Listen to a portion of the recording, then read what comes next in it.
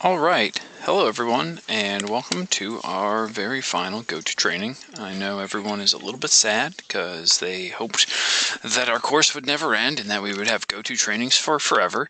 But we're drawing nearer and nearer to the adjourning stage of our group work.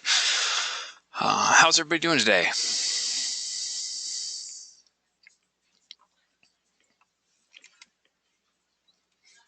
Good. I'm wonderful. Thank you for asking. I wasn't sure if everyone could hear me at first. All right. Well, wonderful. Well, I'm glad everybody's here.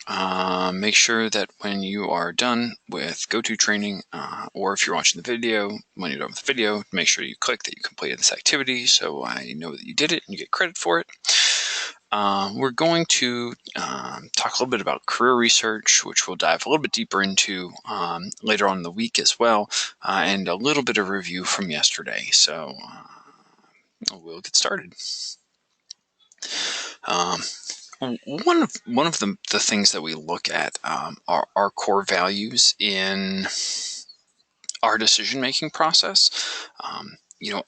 I would encourage everyone, because we'll talk about this a little bit more in depth in class tomorrow, but take some time and think about what's important to you. What are your core values? What are the things that are driving you, the things that keep you motivated, the things that make you do what it is that you do day in and day out. These are your core values, and everyone has slightly different things. Everyone's motivated by something slightly different. But I think that's important, especially for career research, because when we're looking at companies we want to work for, organizations we'd like to get involved with, we want to make sure that our goals and our values are aligned with that of the company or organization. So, if you haven't spent much time thinking about it, spend a little bit of time. Think about it. I believe that in the, I want to say there's like I don't know if there's a quiz on it or not, but kind of go over and look at core values and think about what it is that's important to you. Today we'll go over the some of Simon Sinek's information on kind of starting with why. We'll look at some of the companies that are doing interesting stuff, and then again we'll review what we talked about yesterday in class.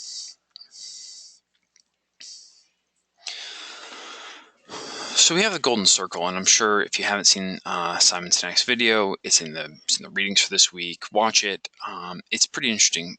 Basically, what Simon Sinek says is starting with why we do things instead of how we do them or what it is in fact that we're doing. Think about why we're actually getting up in the morning, why we're doing what it is that we're doing. He uses Apple, and it's a good example. They wanted to do new innovative things, and the why is what drove them more so than the how or the what. So it's a pretty interesting way to kind of do trailblazing stuff. I know historically, yeah, thanks, Raf. I think it's a cool video. But historically, companies just said, "Hey, I make this thing, and that's great." And what we've come to find is that there's a lot of companies, and they all kind of at one point how good like what a product was, quality was kind of what's important, and then we got to a point where everyone kind of roughly made the same quality of whatever it is, widgets, cars, whatever. And everyone basically made equivalent products. And then innovation really kind of kicked in. It's once we master that we can make something, we want to start innovating. And if you look at things like the iPhone, the utility that brought to the market. I remember my first iPhone that I had. It was the iPhone 3, I believe, and I remember I went from like a regular normal flip phone to to like it was my first smartphone, and it did really cool stuff, and it was pretty game changing. So starting with why I think is kind of the big innovation there. We'll get in a little bit deeper tomorrow in class. We'll watch the video again. Yeah, well, there's Simon Sinek, and we'll we'll watch videos tomorrow. Oh, okay. Rob says the video is also in creative presentation. I believe that it could be. It wouldn't surprise me if it was. I think it's a pretty good video. I think Simon Sinek's actually like a pretty awesome guy. If you all are looking for kind of, I don't want to say inspirational because he's not just an inspirational speaker, but he's I would encourage you to look him up. In any case, I'm trying to think about how to describe him well, and I'm realizing that I'm going to sell him short if I attempt to describe him. So give him a look if you haven't looked into him much. He's got some really interesting videos. My apologies. I'm drinking water at my desk. So Richard Branson, founder of Virgin Group and a million other things. I think he has also got a space company. I think he's Blue Origin. I think it's his space company. I don't remember. But he says you can't fake personality, passion, or purpose. And I think that's a pretty interesting concept to go off of. Who you are, what you're passionate about, and what your purpose is. For me, my examples, it's like you all know I can talk about plants for days. I can talk about plants. I get real excited about them. When other people bring up plant stuff to me, I'm always excited to talk about it. But it'd be really difficult for anyone to pretend to be as interested in plants as I am. I have those conversations with people where I'm like, I'll get somebody and they're like a little bit, they're like, oh, that's pretty interesting. And I'm like, oh no, I can talk for days on this. And, sometimes people oblige me and they'll let me talk. And some people are like, that's cool. I'm glad that you like that and you found a hobby that works for you. And I get the hint that they're not interested. But right, there's a lot of things that people are passionate about that I'm just like a lot of pop culture. It just, it doesn't appeal to me. I realize that it's a thing. People get really excited about it, big award shows, things like that. I just can't, it doesn't do a lot for me. So I'm not passionate about those things. And, I just kind of have accepted that and decided, okay, well, no point in going along with that. It's just doesn't float my boat, and that's all right. Everyone has different interests and is driven by different things, which is why it's important to know what drives us and what's important to us as individuals.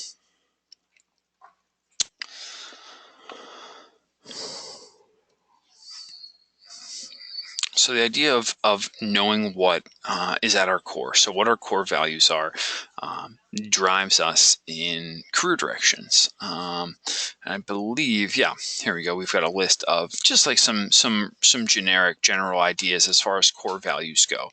So if you were kind of at a loss for what are core values, what's a good example? Here's kind of like a good example. So like inner peace. It's a huge thing for a lot of people. A lot of people are really driven by that. Integrity. Integrity is a big one for me. It's like I think it's really important to tell the truth and to be of my word. If I say something, I do my best to follow through with that. If I'm not going to follow through with it, I make sure to let the person know that I can't or why I'm not able to. A lot of people are driven by wealth. It's a thing for people. I don't think that it's and again, there's no right or wrong in this. They're just what drives us. And I think, like I've said previously in class, just who you are, how you are, just that, however it is all right. There aren't right or wrong things. I'm not going to go through the whole list, but you can kind of look at that and think about what are some of the things that stand out to you. Wealth can be metaphoric. Sure, yeah. I mean, you could look at, you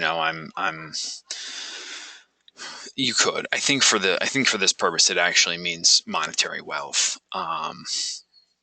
But yes, you could. I think you can look at the other things in there and say, I think most of the other things that wealth might be a metaphor for could be contained in some of the other core values. But it could be. Does anyone are these things sticking out to people? Or are you looking at things and you're like, oh, I get it. These are some of the things. This is what drives me. This is what kind of keeps me going day in and day out. And if so, jump in. I'm happy to read or call on people if you want to talk about it.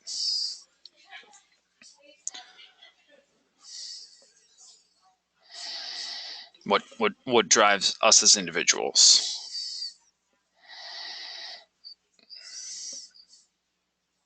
Anyone at all? As soon as I move on, I'm going to get 20 messages. Curiosity. All right. So Matthew says curiosity is one of the things that drive you kind of just wanting to learn new things. Do you want to elaborate on that, Matthew? I can unmute you if you want. Responsibility, Michael says. Okay. Definitely. All right, Matthew. Yeah, go ahead. Elaborate on that for us about curiosity. I say curiosity because when you try something new, you Mm-hmm. partially try it because either it looks interesting or people told you it was good, or in general you're just curious about it and you want to try it, or you want to see if you can do this and if you like it, type of thing. So Yeah, it absolutely. lets you try new things that you've never really experienced before. 100%. Yeah, it sounds like you like a hunger for life. You want to experience new things. You want to go out and discover. Absolutely. That's awesome, and it's good to know that that's the experience that you want, because there's a lot of things that you can say. I don't want to. You can cross a lot of things off the list as far as kind of things you don't want to do. If someone says, hey, do you want to be a file clerk, you're like, no, I really want to get out in the world and kind of get my hands dirty, have new experiences. I don't want to just be kind of mechanized and doing the same thing over and over again. All right. Friendship, Raphael. Do you want to elaborate on that? Hello? Yeah. Hello. Oh, okay. So I put friendship because like it's it's good to connect with other people, and I'm a firm believer is like family is what you make. It's not something is always you're born into. Right. So if you have those people that you can really connect with, that you can consider as part of your family, and there's a lot of benefits that come from that too. Like, if you need help, there's always somebody that knows another person that might be able to have that could pull out a resource, or that gives you like an idea, or though if you're like stuff that you might need that you yeah, it's easier and it helps if you have friends that know somebody, or and yeah, like friends is family that you make that you're not born into. That's Yeah. Absolutely. So it sounds like the human connection is what really drives you. yeah. Okay. Awesome. Yeah. Thanks. I appreciate you going a little more in depth on that. Right. Again, I think that just knowing where we stand. Kind of on what's driving us, what matters to us, individually. I think that those, and it can be a multitude of core values. I don't think you just have to pick one and go with it. But it's like I, I think they tend to go hand in hand with things. Like for me, like I was saying, integrity is a big one. Authenticity is another one. Kind of just being secure in who I am and being okay with that. I'm like, hey guys, I'm like I tell bad dad jokes, and I really like plants more than most people. I'm just like, hey, this is who I am. I'm not, I'm not trying to be someone that I'm not. I've done it before. I've spent a lot of time pretending to be other things, and it's nice once you can kind of figure out who you are and where you stand in the world. Oh, thank you, Matthew. Dad jokes are hilarious. You will make a great father one day. um, so right, again, just knowing where we stand, knowing what's important to us, it's likely going to kind of, it will overlap several of these concepts, but just kind of get an idea and think about them, especially in, how those are going to shape our career. So there are a handful of companies that are doing a little bit more to incorporate fun. And we have some videos of watching class. Zappos, Google, and Pixar are some of the big ones. I feel like people more often than not, I mean, you're familiar with, Pixar movies, and you probably are also familiar with Google because it's the search engine that almost everyone seems to use. And Zappos, whether or not you're super familiar, it's a shoe company that they sell shoes online. But basically, they're all looking at ways to make the workplace a little bit more exciting for their employees. They're trying to make it fun. They're trying to, kind of experiment with new things. Most of the people have a great deal of autonomy who work there. Raphael says probably can't beat Google's methods. Yeah, I think that Google's doing a pretty good job. I would venture to guess, yeah, they're kind of a huge, kind of corporate giant right now, who's doing a really great job, and they're able to, because the product they provide is super in demand.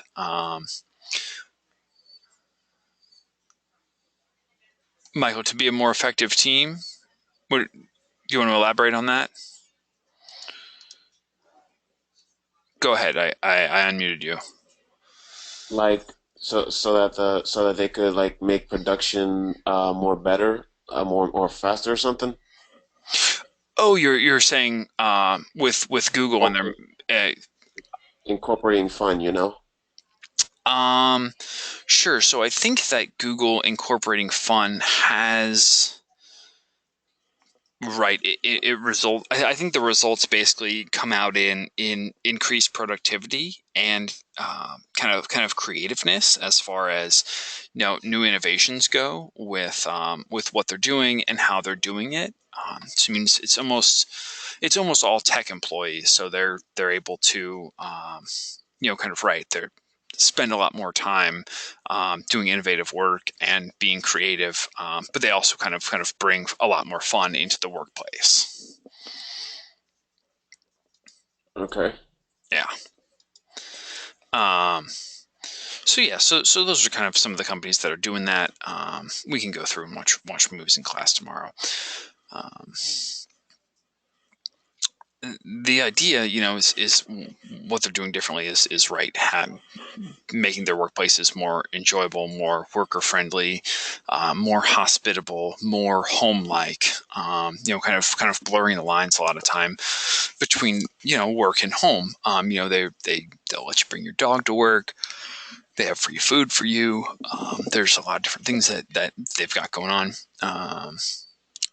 And the idea is kind of like they've broken the mold as far as the formal work setting, and they're kind of employing and hiring and working with people who kind of come from different backgrounds. So it's probably something that if a traditional education system or traditional settings in general aren't great for you, look at the companies that are doing things in non-traditional settings, the people who've kind of chose to go outside the box in the way that they work, in the way that they employ people, in the way that they get things done. They're probably the companies who are going to be, excuse me, the ones to look at and the ones to keep an eye on. So there you go. The Google philosophy is to create the happiest, most productive workplace in the world, push traditional workplace boundaries, and they let employees kind of design their own workspaces. Again, we'll watch the video tomorrow in class.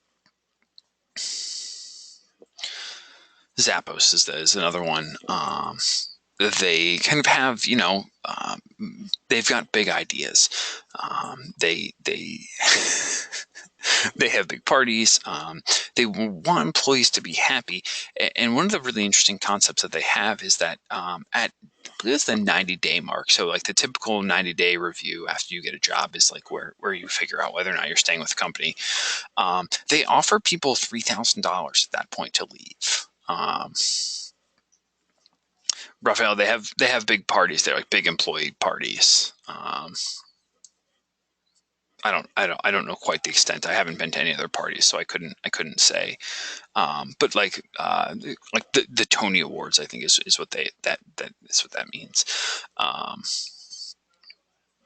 But right, they offer people a bunch of money to leave. So they say, hey, you know what? If you don't want to work here, if the immediate $3,000 is more important to you than developing a relationship and having like a long-term thing with this company, then they'd rather you just say, okay, we'll see you later. It might be like Tony Stark. That's an interesting thought, Raphael. But right, that's kind of their idea. They're like, hey, you know what? We want people here for the long haul. We want people who are committed to the company. So they're right. They basically offer to buy people out if the people aren't serious about the company.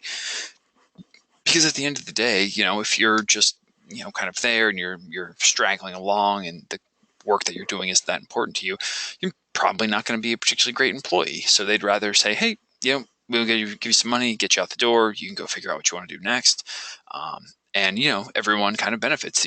You get to move on with your life. They don't have to kind of carry dead weight along with their company. So it's a pretty innovative idea.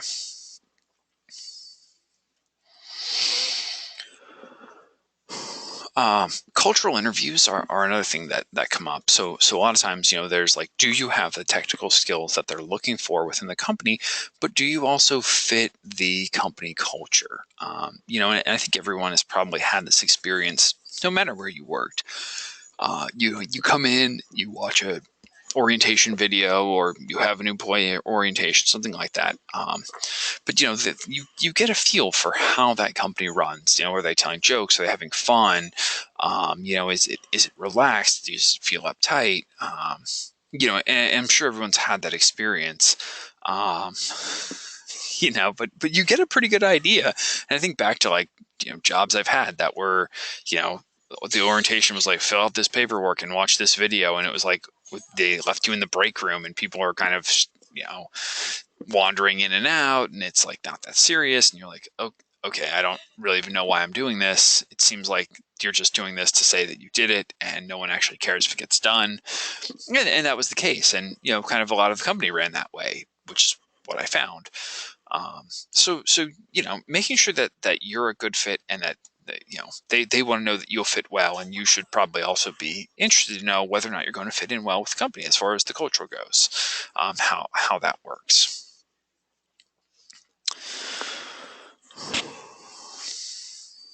There's a Pixar video. Well, again, we'll watch tomorrow in class. I don't want to go too deep into it. I think the video does a pretty good job elaborating on that. This is one of the interesting things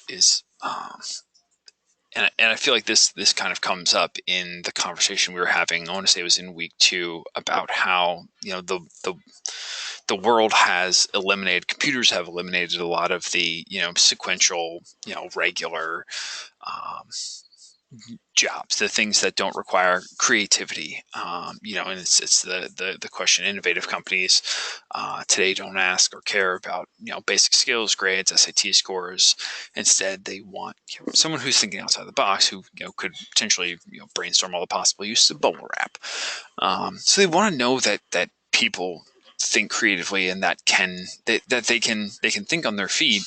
And that they're going to be an asset to the company. So it's like, okay, well, you have these technical skills, but so does everyone else. It's you'll all walk across the stage at graduation, and you'll all graduate with people in your class, and you all will have similar pieces of paper that say you have X, Y, and Z technical skills, and then companies are going to have to sit there and sift through you all and say, okay, well, you all have the same technical skills, you all have the same stuff going on.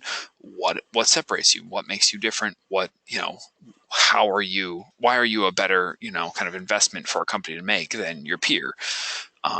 Which is where the demonstration of creative thinking comes in.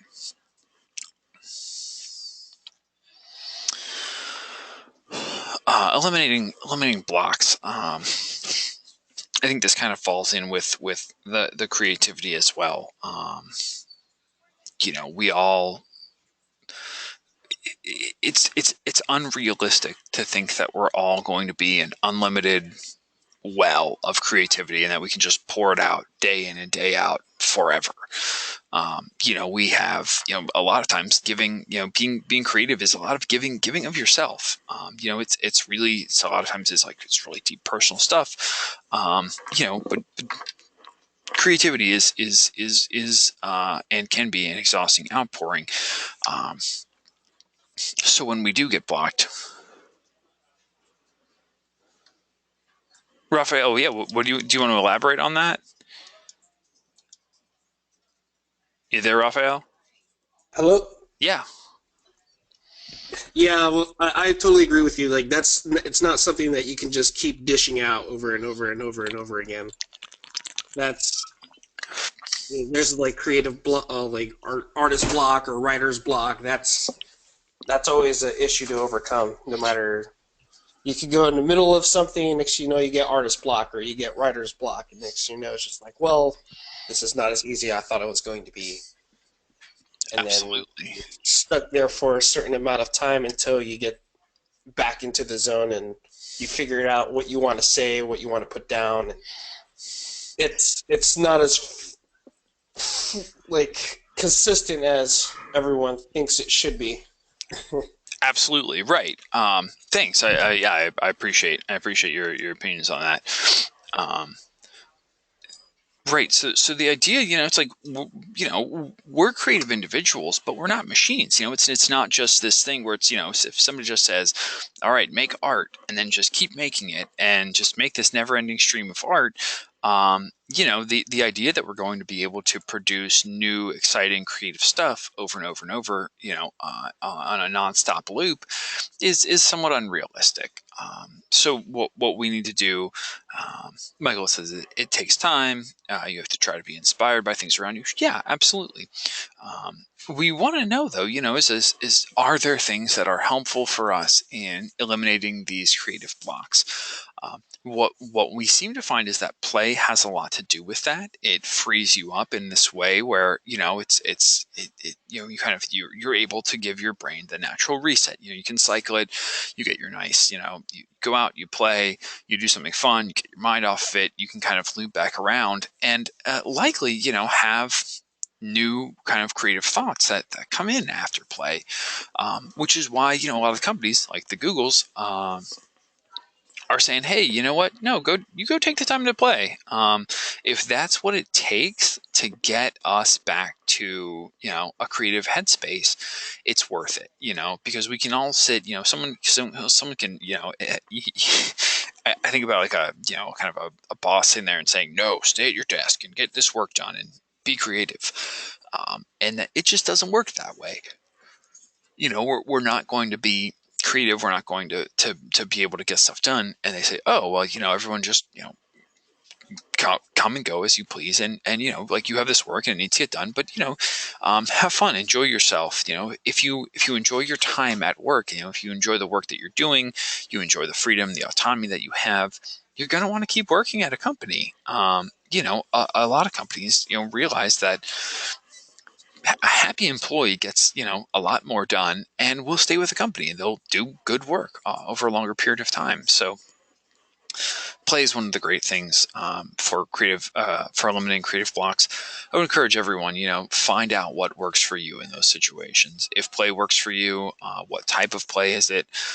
If it's something else, figure out, what works for you at eliminating creative blocks and roll with it.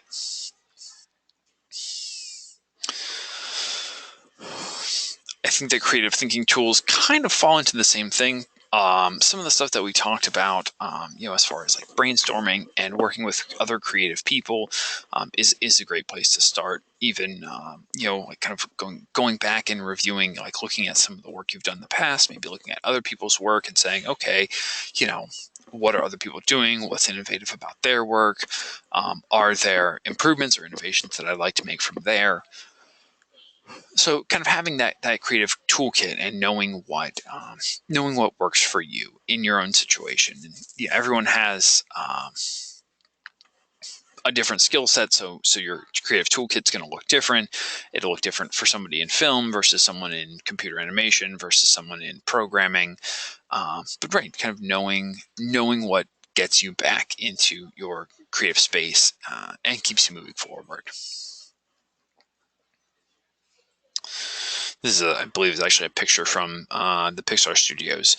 But having a play space and a good amount of companies have space dedicated to, I don't want to say just dedicated to fun, but a lot of companies set up space. I know, my brother works for a tech part of a very large company, and their break rooms, they, at least in the past, had a ping pong table and a foosball table and, game consoles and all sorts of other stuff. And they gave them snacks and they gave them all this other stuff. Do I have a play space? Yeah, I keep I keep plants. I keep a couple of small plants around, and I go and I tend to them and make sure that they're looking good and in good shape. And when I need to kind of step away from everything, I just go and I sit with my plants for a little bit. I water them, I reorganize them, and that works out pretty well for me. All right. We're back on to yesterday's topic. I'm gonna cut it short. I think that's probably if you want to go over stuff from yesterday, I'm happy to answer questions, but I'm not going to re-lecture from yesterday's lecture. Does anyone have any questions about anything that we talked about today, about class tomorrow, about homework for the week? You can raise your hands or type, either way, whatever makes you happy.